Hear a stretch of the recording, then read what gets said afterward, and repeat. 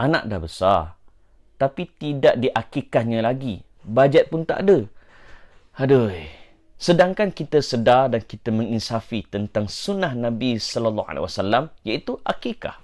Di dalam satu hadis yang diriwayatkan oleh Bukhari, di mana Nabi Muhammad sallallahu alaihi wasallam bersabda, "Ma'al ghulam aqiqatuhu fa ahriqu anhu daman wa amitu anhu al-adha." Maksudnya, bersama-sama kelahiran seorang bayi ada akikahnya. Maka seruan Nabi, tumpahkanlah darah daripada penyembelihan akikahnya dan bersihkanlah kekotoran najis daripadanya. Dan dalam satu hadis yang lain, di mana Nabi Muhammad SAW bersabda juga, yang diriwayatkan oleh Abu Daud, "Al-ghulam murtahanun bi'aqiqatihi yuzbahu anhu." Maksudnya, seorang bayi itu tertebus dengan akikahnya, maka lakukanlah penyembelihan. Itulah dia akikah. Jadi, anda tak perlu risau. SA Haramain memberikan penyelesaiannya mudah, murah dan dipercayai. Sebab apa? Pertama sekali, anda akan jimat kos, dan kedua, ianya dilakukan di Makkahul Mukarramah dan diedarkan kepada penduduk-penduduk di sekitar Mekah. Dan mereka bukan BBNU ataupun budak baru naab.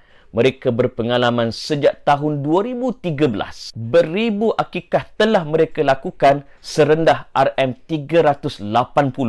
Takkan murah sangat? It's too good to be true. Masalahnya, it is true. Sebab biasanya harga akan up kerana ada orang tengah dan mereka bagi banyak free gift. Namun, SA Haramain Services, mereka bertujuan hanya untuk membantu ibu bapa yang tidak berkemampuan nak buat akikah. Dan sebagai bukti ketelusan dan dipercayai, video, gambar, sijil secara soft copy dalam bentuk PDF akan diberikan kepada anda semua. Selain akikah, SA Haramain Services juga ada menyediakan perkhidmatan seperti nazar, sedekah dan juga korban sempena Hari Raya Aidiladha. Oleh demikian, jangan fikir terlalu lama, jangan tangguh lama-lama. Ayuh, hubungi terus SA Haramain Services di nombor yang tertera, mudah, murah dan dipercayai.